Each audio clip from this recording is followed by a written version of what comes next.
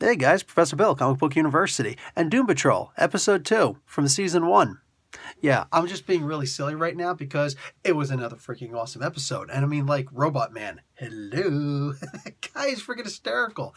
And mixing up with Cyborg? Nah. See, you can't do that. You can't do that. Because now at this point, here's the thing about it. Okay, guys at DC, all right? You're going to talk about mistakes. There's a potential mistake here. Because you can't give us something so freaking amazingly awesome and then all of a sudden turn around and be like, oh, we can't do that anymore because we can't have him part of the show. No. From now on, I'm used to this now. I need every single time for Robot Man and Cyborg to get into it with each other. Just yelling at each other, making insults with each other. like here's two cyborgs just straight up cracking jokes with each other, and it's freaking awesome. This is just too awesome. I love seeing these two going out with each other. Anyway, the whole episode, man. You know, I watched the first episode, and I immediately knew the second episode was not going to suck. Watch this episode, the second episode. No, now I know the third episode's not going to suck. There's just no way. It's like almost impossible. I don't want to put it past DC. All of a sudden, Mr. Vince McMahon shows up, and I'm going to get the dark quilts. And no, just enough with that, all right? Let's just keep this civil, because holy crap, best show on TV. All right, I'm saying that, and I don't have regular TV. All right, I don't have anything plugged in the back of my box, my TV, except for a freaking Ethernet cable for the internet and the cable for the PlayStation 4, so I can watch my Netflix and my Prime and WWE Network and the DC streaming service, of course. Which we all got a shout out. We got a shout out from Mr. Nobody. You saw at the beginning of the episode. How freaking awesome was that? It's like, oh, I'm only narrating for this and the DC subscribers. Did I just get called out? So, not a lot of notes because there's no reason for it, man. We got Cyborg showing up. Holy crap.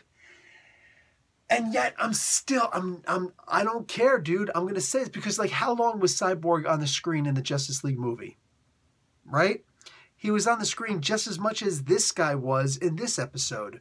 So one episode in, and yeah, he's already 1,000 times cooler than the Cyborg we saw in the DC cinematic universe. Like, I'm done. Cancel all the other movies. Any of those plans and whatnot. Zack Snyder, hey, you want to show up? He's like, hey, I'm back, and I'm going to do this stuff, and I'm going to do these really cool things. I'm not going to say anything. And somebody's going to ask a question, and we're like, yeah, that totally happened. I totally did that on purpose because I'm Zack Snyder. Goodbye, Zack Snyder. This show is better than you. This TV show is better than you. I don't need to see any more of your movies. You don't have Joss Whedon to kick around anymore. All right, I'm done. I'm done, okay?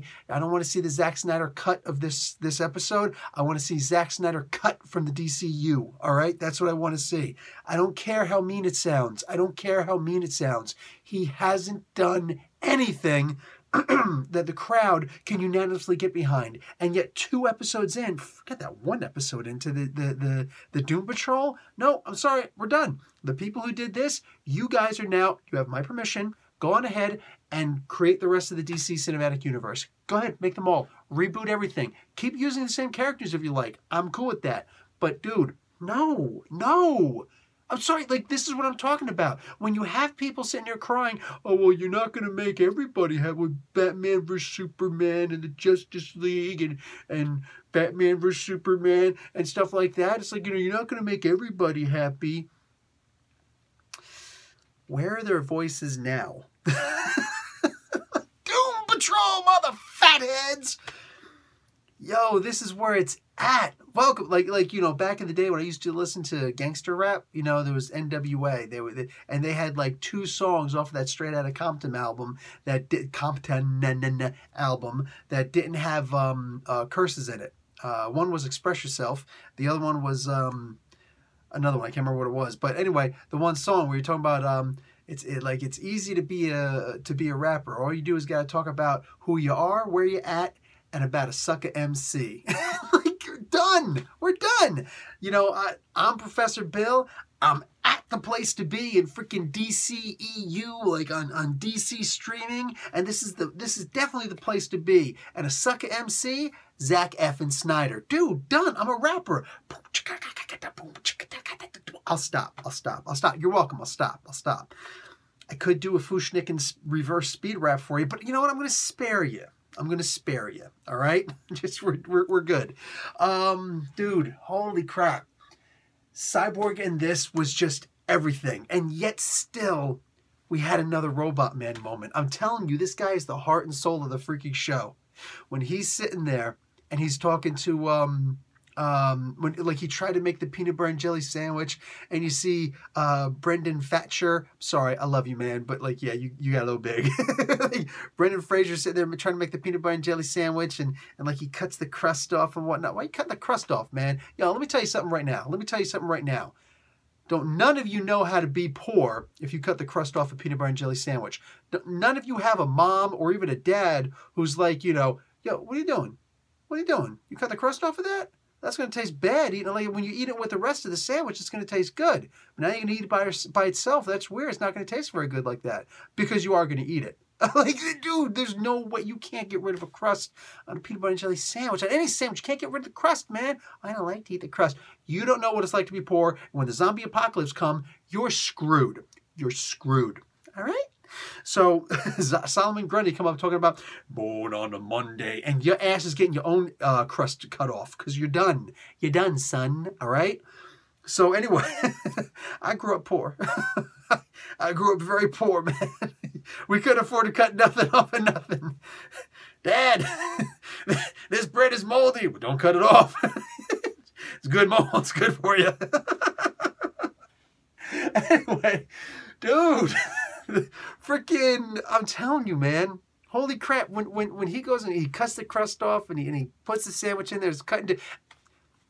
And this is the love. Like, everybody's going to sit there, you know, talking about, oh, he was a bad dad. No, that's the thing. He was a bad husband. He was a crap husband. He was a good dad, though. He was a good dad. Like, what? How could you argue that? He was a good dad. He went up, and he knows how to make triangles. Dude, I got kids, man. I got some kids, all right? My kids know the difference between my sandwiches and my wife's sandwiches, and they know I love them more. And I'm only partially joking. I should be totally joking. But no, it's serious. Like, this is real talk. The kids love me more. And I'm attributing most of that to the fact that she cuts sandwiches in squares. I cut them into triangles. I don't know what it is that's so aesthetically pleasing about making this square into a triangle instead of just turning the square into smaller squares. I don't know. Blocky, blockhead, you know, what do you call it? Charlie Brown. You know what I'm saying? Hey, blockhead. No, I cut them into triangles and my kids love me. And like, I could do no wrong. Just, you know what I'm saying? Triangles equate to love. I don't know how it works. I don't understand the math involved, the physics, the geometry involved, but somehow triangles equal love. And everybody knows that. It's a universal language. It crosses barriers, okay? Crosses barriers. So, he cut them into triangles. She got mad, she got whatever, blah, blah, blah. He just sat there and he gave up. He did something that Niles Calder would never do. Dr. Niles, the chief, what he would never do. He gave up. Not on her, but on trying to fix her. He accepted her for the way she was. And isn't that what all freaks want, is just be accepted? Sorry, if you're watching this review, if you watch the Doom Patrol, if you read comic books, you do know what I'm talking about. Because we're all freaks somehow.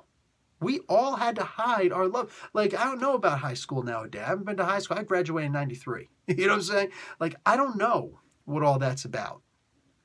But, you know, like today, if you can wear a comic book t-shirt into school today, I don't know. But back in my day, I was always a big guy. I had friends on the wrestling team. I was in the weight, because I was in the weight team, the weightlifting team. I was on the track and field team. You know what I'm saying? Like I hung out with some of the toughest freaking guys nameable. You know what I'm saying?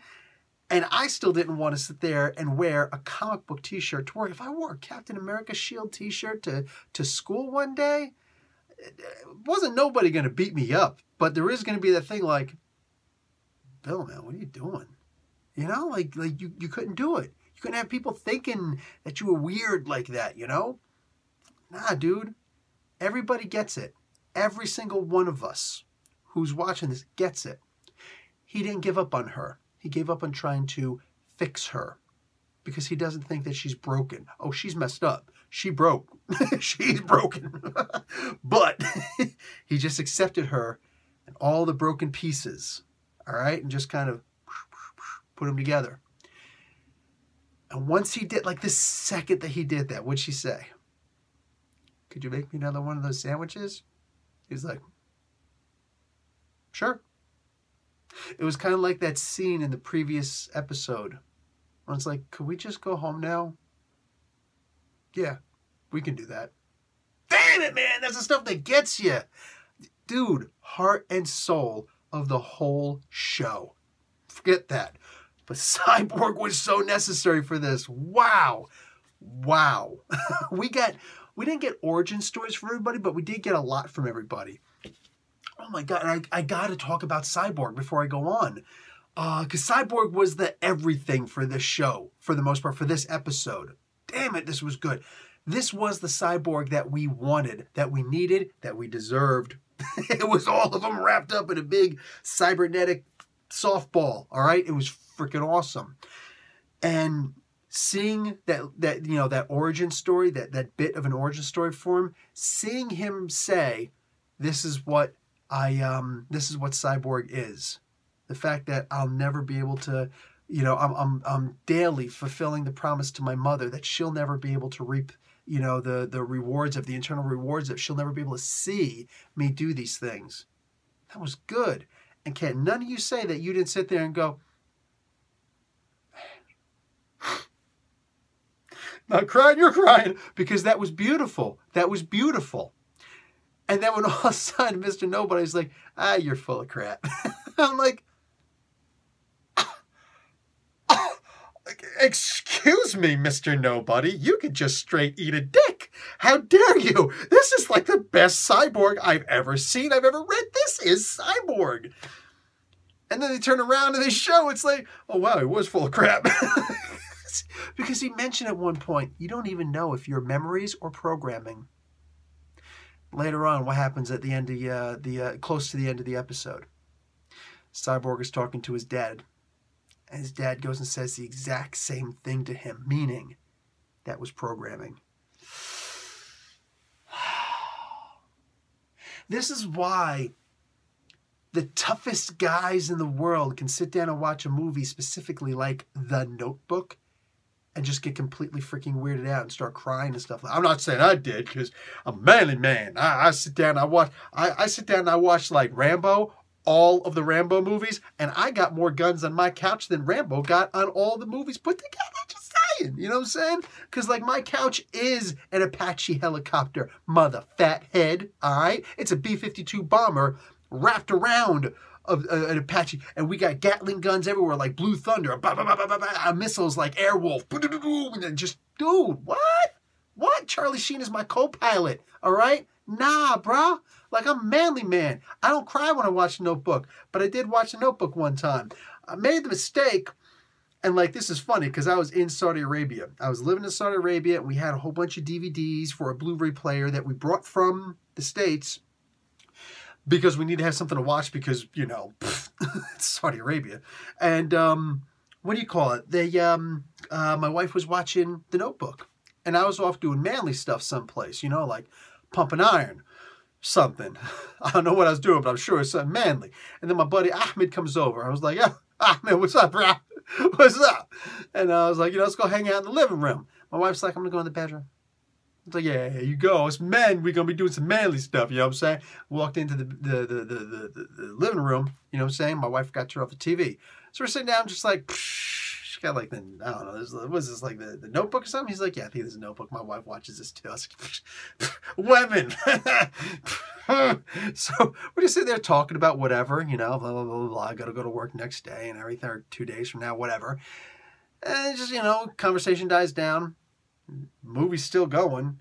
We just stop. We're just looking at the movie. We're looking at them. We're observing the movie. And all of a sudden, it's just like, what's going on? Also, we suddenly realized we're watching this movie. You know when we realized that we were watching the movie? After the mother fat head ended. Movie ended, and we're just like, and like, we can't look at each other because we're crying. Not crying.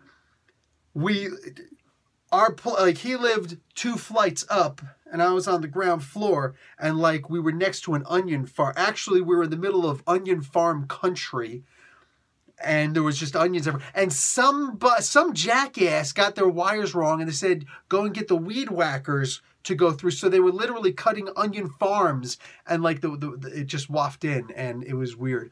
But like, you know, afterwards, and we said, we can never tell anybody about this. And Ahmed, if you watching this, man, I'm sorry, bro. Like, I may have broken that promise. Like, this is what I'm talking about. You see something where it's like somebody's losing their memories, and all of a sudden you're just like, oh, shoot. You know, there's a lot of things you can mess with somebody with, but like a universal thing, you can't mess with somebody's memories. Like, because that's messed up. That's like the ultimate betrayal, when your mind betrays you. Are you really you anymore? And that's what Cyborg's got to deal with. Dude, like, my heart breaks for this character, you know what I'm saying? And he's only just starting to scratch the surface of how messed up he really is. Cyborg's an amazing character. He is not a freaking goddamn automaton like they showed in the Justice League movie. Snyder cut or otherwise, all right? Mother box this, all right? Like the Italian salute there for you. But, dude, like, this was amazing, showing that. Ooh, and that precognition scene at the end, where Crazy Jane, or whatever version of that was, that does the precognitive paintings, all the Doom Patrol members are dead, and there's, what's his name? Cyborg, holding up, I think that was Niles. He's like holding him down and screaming, no! Like, so is he responsible for killing everybody, or is he the only one who survives? Something like some apocalyptic event happens. Like, we gotta wait. How many episodes now? It's gonna be like, what, 10 episodes in this? We gotta wait 10 episodes. Gotta get to the end. Dude, come on now. You can't just leave us on a cliffhanger like that. Did you see the preview for the next one? It's going to be all sorts of crazy, and some like origin stories are going to be told for Niles. And we're going to see that Niles Calder, the chief, ain't such a good guy. I had a feeling they were going to do that. When I saw the version of Niles Calder's that they showed in the fourth episode of the Titans TV show, dude, I'm just like, oh yeah, they're going with that. They're going with that version of Niles Calder, who was actually evil, who planned, like, he caused all the accidents that made all these different things happen to these poor people. Oh, no, don't do that. But it was perfect, because if you read the original Doom Patrol issue, my Greatest Adventure issue number 80, it's like, you could see that the setup was perfect to do something like that, you know, because he just knew way too much. Anyway, what is this here? The donkey. Like, the poor donkey, man. I feel so bad for that poor donkey. All the crap that donkey had to put up with. That was messed up. And Rita Farr, what do you call it? Her having to go, like, her whole conversation that she's talking about, and then they actually did all those things, the little hole in the garbage bag to squeeze her in. And like, they had to kill the donkey at the end. That was messed up, man. I was just like, is it going to fart again? Don't let it fart again, because that was just nasty. Oh, I'd have been okay with the gas. Because me personally, every time that I see a donkey, I'm thinking that tomorrow it's going to make waffles. If you all know the movie I'm talking about, you're a special kind of awesome. They mentioned Argus in this. They name dropped Bruce Wayne in this. I'm sorry, where did this go wrong? What was the one bad part about this entire episode? Yeah, I think we're going to be waiting a couple of years to figure that out, because no, this is such a great show. Oh man, please don't mess up. In 3 more months, dude, don't mess up Swamp Thing on me, dude. Like, we're talking, oh man. Man, we talking now. Great episode. Great TV series. This is, in my opinion, the best thing on TV right now. Hands down. I don't watch a whole lot of TV. I don't watch network TV, but I'm telling you, this is the best. This is better than freaking WWE Raw right now, episodically SmackDown, whatever you're going to put on. This is better than everything else that I watch. I watched Umbrella Academy. It was pretty good. And it was kind of weird. Number 1 was kind of weird. This is just the best show. I can't show this to my wife. I gotta wait until all the episodes drop. then I'll show it to my wife, because she's a binge watcher. She can't watch regular old TV anymore. She likes Reba, the Reba McEntire show. You know what I'm saying? She's got them all on DVD. You know what I'm saying? She's got them all on DVD, even that little tiny 5th season. It's like 4 episodes or something like that, 8 episodes. So I think it's 7 episodes. Anyway, she got all the DVDs. She still got the box set for Sex and the City. Still got the box set for freaking Friends. You know what I'm saying? That was my first birthday gift to her. Like, I'm telling, like, she loves all this stuff. Even though the stuff comes on Netflix now, and she just binge watch it there, but she don't want to watch just one episode. She knows, oh, and Star Trek Voyager. She don't want to watch one episode of something and wait a week to watch something else. Now she wants to binge it. All right, and if she falls asleep watching the binge, at least she knows where she left off. Stranger Things, you know what I'm saying? Orange is the New Black, all these different shows. So she can't be watching one episode at a time of this. I get it. It's streaming network. They're nervous that not enough stuff is coming out. That's a shame. Hopefully, when DC streaming service has enough shows out, they can be more confident, because right now there are a lot of different things out and nothing's going to beat freaking Netflix. Prime is right there. But there's still just more stuff on Netflix. You're not going to beat that stuff. But what DC needs to be doing right now is, with a show like this, if they could keep on making shows like this, they need to consider to not do the whole Hulu thing where they'll drop an episode or 3, you know, like they were doing with Justice League. Instead of dropping 1 or 3 episodes and then saying, oh, you got to stick around for next week, and you got to, you know, do more than just the free month trial period or whatever, because, you know, you're not going to get the whole show. It's really good, right? You got to stop trying to lead people on and hoping they're going to stay that way. And you simply got to put on enough excellent content on there that it doesn't matter. Cycle stuff out if you need to, but keep the positive, good content coming. Instead of just old stuff, you got to do more. And my recommendation, DC Shorts, do a bunch more animated shows, something like that. The streaming service can survive, but you got to do a hell of a lot more than what you're doing now. And if the service can survive, it's going to be because of that, and it's going to be worth it. It's going to be monetarily, it's going to be worth it. Right now, it's not worth to do things like that because they are afraid people are going to drop off, and then what's going to happen? The whole thing's just going to fail. All right. But if they do things the right way, then they can make it so that they are like a Netflix, and people will stick around. Just got to make it worth it. That's it. Right now, it's about the quantity of people, not the quality of the people, which is a weird thing to say, but you get what I'm saying, right? They need to consider that. They definitely need to consider that. Maybe consider a partnership with the WWE Network. I don't know. Is that a possibility? Maybe. I don't know. But something. They need to think of something. Because, yeah. People are only going to stick around for a little while, and then they'll leave for a month or so and then come back when the next series is out, you know? Anyway, guys, that's going to be it for me. I really do hope they do a better job of getting more shows like this, because it's pure quality. And I'm waiting for the next one, man. Professor Bill, Comic Book University. Class dismissed.